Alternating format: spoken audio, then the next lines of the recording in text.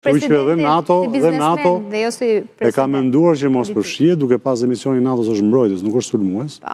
Megjithatë, unë nuk mendoj që Shtetet Bashkuara do dalin nga NATO, pavarësisht se ato financojnë 6% të NATO-s sot që flasim. Megjithatë, mendojmë që lufta do të ketë, nuk themi sot, nesër, do ketë një vjushmëri, por për 3-4 javësh pa shtimin që ka bërë Trump. Pa një pushtim toksor. Tash deklaratat e luftës janë deklaratat lufte, po t'i veni re, çdo javë ka deklaratat ndryshme. Çdo javë heqin ka deklaratat ndryshme sepse këto janë edhe presione që bën nga ana e politikës, nga ana ushtarake, luftarake, por një gjë e dim shumë mirë. Shtetet Bashkuara dhe Izraeli aktualisht po përdorin armatimet e viteve 90, e viteve 80, e viteve 60, pra nuk kanë dalë akoma me armatimet të kohëve të fundit dhe ato që thot pra Izraeli. Patjetër, kështu që ka një dominancë të jashtëzakonshme. Romeo, mendon që do ketë një afat, një datë për përfundimin e luftës dhe si është raportin me Trump me përballë aleancës të NATO-s?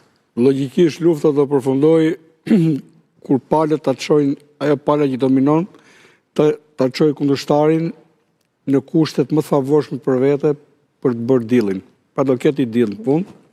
Kush dhe drejtarët nuk po zbulohen, është shumë e vështirë dhe për kryetar shtetesh të lexojnë Trumpin, i cili ndryshe nga Trumpi i parë ka bërë deklarata që i kundërshton vetë duke qeshur dhe nesër, por prapa ti është i panel që merret, janë llogaritarët e tij që merren me të gjitha punët. Kuptohet që pati një koordinim Rusi dhe Iran për të hapur frontin në Izrael, i arritë të rreqë vëmendjen nga Ukraina dhe ju puqin interesat të dy vendeve dhe thanë tani edhe Iranit projektonte fuqinë e tij për të dalë në mesdhe që ka pasur gjithmonë dëshirë të punë, edhe të zotroj oqeanin Indian, po mundësisht të detin e Kuq. Në krahun tjetër ishin po interesat e Izraelit dhe Amerikës.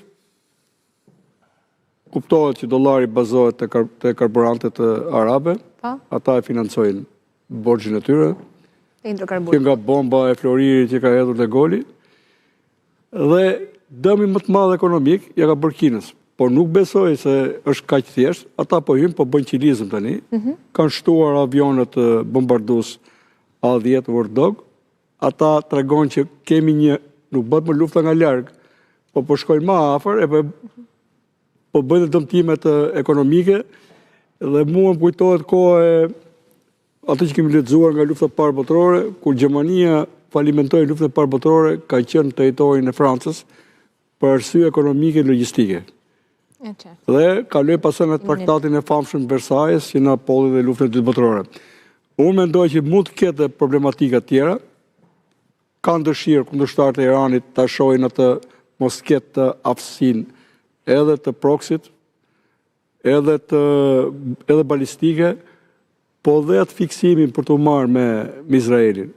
Mund të gjenë gjuhën dhe mund do të doni kundërshtarët e tij që etnit të zgjoheshin, e të kishin pastaj një Azerbajxhan me 30-40 milion Azerbajxhan, një mini Kurdistan si fillim, dhe ta destabilizoni dhe më tej lindjen e mesme.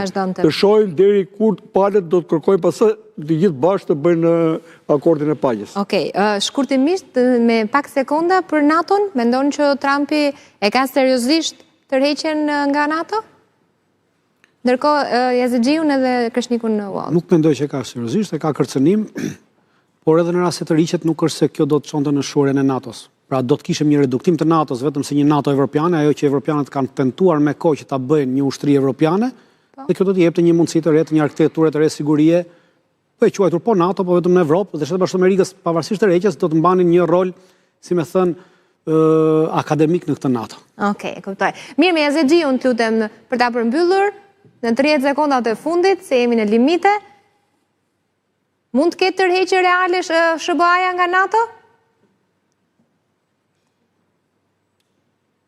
Po, të lutem pak audio në regjia, nëse mundeni? Që ta dëgjojmë? Po, jo dëgjojmë. A dëgjojmë? Po. Do me thënë, në këto momente, Shtetet e Bashkuara të Amerikës janë të dëshpëruar. Irani nga një fuqi e cila përpara datës 28 shkurt ishte e izoluar dhe në sankcione në këto momente është duke kontrolluar naftën e botës arabe dhe ngushticën e Hormuzit. Po?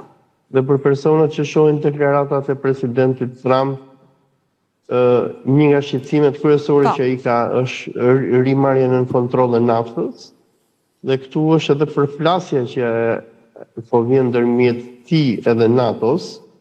Ai ka kërkuar në mënyrë të vazhdueshme NATO-s që të ndërhyjë në por e shes si largim apo jo të mundshëm, se jam në limite, më duhet thjesht edhe përgjigje. Do më thënë edhe mund të ndodhi. Edhe mund të ndodhi. Trumpi këtë gjë ka njoftuar me muaj më herët për fakt se sa të nisë këtë votëri. Okej, mirë me Krishnikun, një fjali të vetme, ka shanse apo jo? Apo kërcënimi radhës të Trump? Mendoj që SBA nuk tërhiqet as nga NATO, as nga lufta në Iran. Nëse do tërhiqe nga lufta në Iran dhe do të kapitullonte, atëherë Irani do të ishte 100 herë më i rrezikshëm se përpara luftës. Shtetet e Bashkuara të Amerikës po përpiqen nëpërmjet ajrit ta dobësojnë, por do të furnizojnë me armë popullatën, minoritetet, sepse është popullsi multietnike, dhe do përpiqen të shpërthejë lufta civile brenda Iranit. E qartë, mirë, do ta